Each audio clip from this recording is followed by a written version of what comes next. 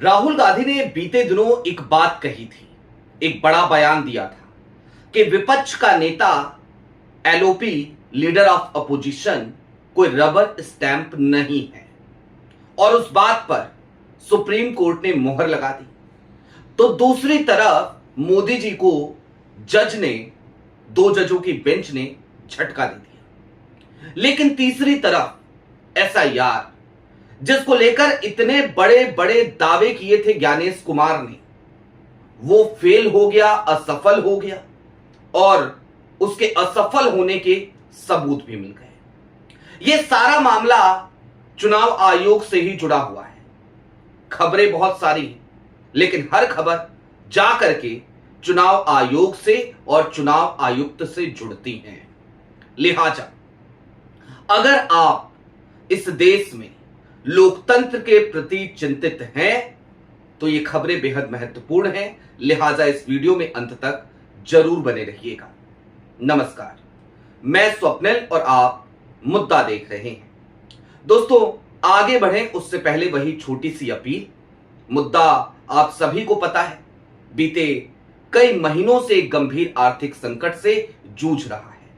हमारे मुद्दा के मेन बैंक अकाउंट तो बीते लंबे समय से फ्रीज चल रहे थे। कल की तारीख में मैंने आपको सूचित किया था कि मेरा पर्सनल अकाउंट, जिसमें मैं आपसे अभी तक मदद लिया करता था, उसमें भी एक लीन मार्क लगा दिया गया है। लिहाजा आज की तारीख में मुद्दा को आपसे मदद की बेहद आवश्यकता है। लिहाजा आपसे गुजारिश है, यदि आप चाहें तो स्क्रीन पर दिख रहे क्यूआर कोड या फिर के नीचे दिख रहे यूपीआई नंबर्स के जरिए मुद्दा की छोटी छोटी मदद जरूर कीजिएगा। अब आगे बढ़ते हैं और जरा एक एक करके हर उस खबर की तरफ चलते हैं। सबसे पहले तो जरा याद कीजिए राहुल गांधी का वो बयान और किस मौके पर दिया गया था वो बयान। सीबीआई डायरेक्टर की नियुक्ति की प्रक्रिया, उसमें शामिल थे प्रधानमंत्री नरेंद्र मोदी, सीजेआई यानी कि chief justice of India Suryakant साहब और तीसरे राहुल गांधी। राहुल गांधी वहां पहुंचे और राहुल गांधी ने उससे पहले डिमांड करी थी कि आप जरा जो भी अधिकारी हैं जिनको इस पोस्ट पर नियुक्ति आप कराना चाहते हैं, उनकी फाइल मुझे दे दीजिए। मैं पढ़ तो लूं, देख तो लूं, उनके एससीआर रिपोर्ट तो देख लूं, उसके बाद तो किसी नाम पे जाकर के मैं सहमत या असहमत हो पाऊंगा। लेकिन उन्हें वो फाइलें मुहैया नहीं कराई गई। बैठक में बुला लिया गया और बैठक में 60 नामों पर रिसर्च करना किसी एक व्यक्ति के लिए आधे घंटे के भीतर, 45 मिनट के भीतर क्या संभव है? जवाब है नहीं।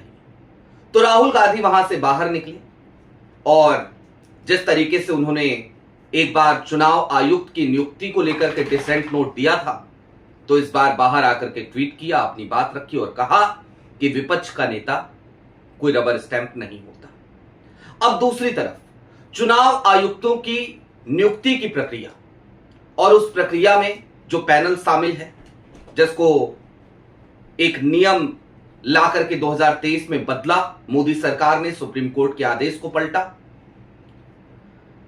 प्रधानमंत्री, एक कैबिनेट मंत्री और नेता विपक्ष। सुप्रीम कोर्ट में इस मामले की सुनवाई हुई और सुप्रीम कोर्ट में दीपांकर दत्ता साहब थे उस बेंच में, लेकिन उस बेंच में सतीश चंद्र शर्मा भी थे। कहते हैं ना हम कि न्यायपालिका में थोड़ी बहुत उम्मीद कभी कभी बची हुई नजर आती है। सतीश चंद्र शर्मा ने दो टुक शब्दों में कुछ सवाल उठाए, बुनियादी सवाल उठाए। उन्होंने कहा कि एलओपी को रखने की जरूरत क्या है? एलओपी यहां पर कर ही क्या रहे हैं? भाई, कैबिनेट मंत्री है अगर और प्रधानमंत्री हैं, तो प्रधानमंत्री की और कैबिनेट मंत्री की राय अलग अलग तो नहीं होगी। तो फिर ये दिखावा करने की क्या जरूरत है? दिखावा ही क्यों कर रहे हो? फिर खुद ही डिसाइड कर लो कि कौन होगा चुनाव आयुक्त। उसके साथ ही साथ उन्होंने सवाल उठाया, क्योंकि राहुल गांधी ने तुरंत ही ये बात कही थी, सीबीआई निदेशक की जो ज्वाइनिंग प्रक्रिया थी उसको लेकर के मुद्दे उठाए थे, वो खबरें लगातार वायरल थी, चल रही थी, राहुल का बयान चल रहा था। तो सतीश चंद्र शर्मा जी ने सीधे तौर पे कहा कि सीबीआई डायरेक्टर की नियुक्ति में भी अगर सीजेआई मौजूद हैं तो यहां पर ये बेहद महत्वपूर्ण नियुक्ति है चुनाव आयुक्तों की, इलेक्शन कमिश्नर की। यहां पर आखिरकार एक स्वतंत्र, निष्पक्ष पैनल क्यों नहीं बनाया जाना चाहिए। इसके आगे सतीश चंद्र शर्मा ने कहा, हम ये नहीं कह रहे आप सीजीआई साहब को शामिल कर लीजिए, और आज की तारीख में कर भी लिया तो क्या ही हो जाएगा, सूर्यकांत साहब वही कहेंगे जो मोदी जी कहेंगे। तो खैर, उन्होंने सीधे तौर पे कहा कि हम ये नहीं कह रहे आप सीजीआई साहब को शामिल कीजिए, लेकिन आप किसी भी स्वतंत्र व्यक्ति को इसमें शामिल तो करें, किसी भी स्वतंत्र व्यक्ति को, ताकि फैसला 2-1 के बहुमत से जब हो तो फिर उस फैसले पर सवाल ना उठे। क्योंकि अगर प्रधानमंत्री हैं और कैबिनेट मंत्री हैं तो ये निश्चित तौर पर निष्पक्ष नहीं हो सकता। अब ये तो हमने बात करी सुप्रीम कोर्ट में क्या हुआ, मोदी जी को क्या झटका लगा, उसको लेकर के। लेकिन इसके आगे मैंने आपसे कहा एसआईआर फेल होने के सबूत, आज की सबसे बड़ी स्टोरी। जी हां, आपके स्क्रीन पर मैं बारी बारी से 2 खबरें दिखाना चाहता हूं, देखिए जरा गौर से देखिए। एक श्रीलंकाई दंपति वो पकड़ा गया तमिलनाडु में, मेरे लिए बड़ा शॉकिंग था। एक लोकल पोर्टल पे एक खबर देखी, अभी तक मेन स्ट्रीम मीडिया में बहुत ज्यादा ये खबरें नहीं चल रही। उसके बाद एक और खबर मिली, वो भी देखिए।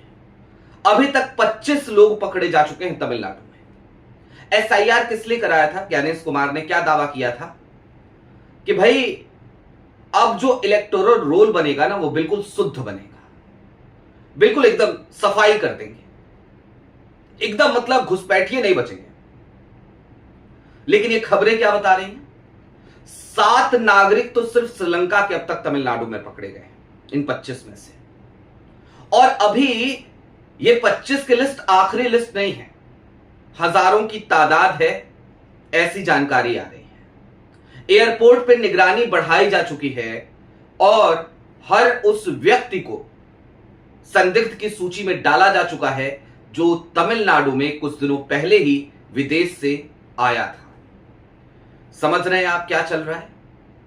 यानी कि एसआईआर जो ज्ञानेश कुमार ने कराया वो बुरी तरीके से फेल रहा। उसका जीता जागता सबूत है कि विदेशी नागरिक तमिलनाडु की विधानसभा चुनाव में वोट डालते पाए गए हैं, लेकिन वहां पर हाय तौबा नहीं मचाएंगे ज्ञानेश कुमार। उन्हें सिर्फ पश्चिम बंगाल दिख रहा था, उन्हें तमिलनाडु नहीं दिख रहा। यहां पर तो राहुल गांधी को विदेशी नागरिक है कहा जा रहा है, और जो विदेशी नागरिक वाकई में हैं, जो एसआईआर के तहत भी पाक साफ निकल जा रहे हैं, जो एसआईआर में भी पकड़ में नहीं आ रहे हैं, तो फिर काहे की व्यवस्था है ज्ञानेश जी आपकी, और काहे का स्पेशल इंटेंसिव रिवीजन है ये? एक ऐसा एसआईआर जिसमें देश के आम नागरिकों का तो मताधिकार उनसे छीन लिया जाता है। ऐसों की तादाद बहुत ज्यादा है, जिनसे सुप्रीम कोर्ट भी सीधे तौर पर यह कह देता है कोई बात नहीं, अगली बार वोट डाल देना, क्या फर्क पड़ जाएगा। लेकिन दूसरी तरफ विदेशी नागरिक आते हैं, आकर के मतदान करके जाते हैं, और आप प्रेस कॉन्फ्रेंसेस कर करके, प्रेस रिलीज जारी कर करके लगातार अपना गला फाड़ते हो, लगातार अपने कलम की स्याही जो है खर्च करते हो और कहते हो, बताते हो देश को कि हम एकदम निष्पक्ष चुनाव करा रहे हैं, हम तो ऐसा चुनाव करा रहे हैं कि पूछिए मत, ऐसा कभी हुआ ही नहीं, ना भूतो ना भविष्यति। मैं तो ऐसा चुनाव आयुक्त हूं जी कि मुझसे पहले ना ऐसा कोई चुनाव आयुक्त हुआ था, ना कभी होगा। बिल्कुल सही कहते हैं, हम भी नहीं चाहते कि ऐसा कोई चुनाव आयुक्त निकट भविष्य में फिर से हो। राजीव कुमार आपसे बहुत बेहतर थे, कम से कम विपक्ष अगर आलोचना करता था तो उनकी आंखों में इतनी शर्म जिंदा थी कि वो या तो विपक्ष को बुला करके चाय पिला लेते थे, टेबल पे बैठ करके बात कर लेते थे, या फिर कि खामोश रह जाते थे, कुछ बोलते नहीं थे। लेकिन दूसरी तरफ तो आप हैं, विपक्ष के नेताओं को कमरे में आने के बाद कह देते हैं गेट लॉस्ट।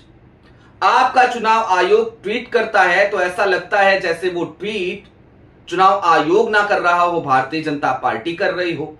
आप विपक्ष की एक पार्टी को, तृणमूल सांसद को सीधा मैसेज देते हो, 2 टुक कहते हो, इस तरीके के शब्दों का आप इस्तेमाल करते हो।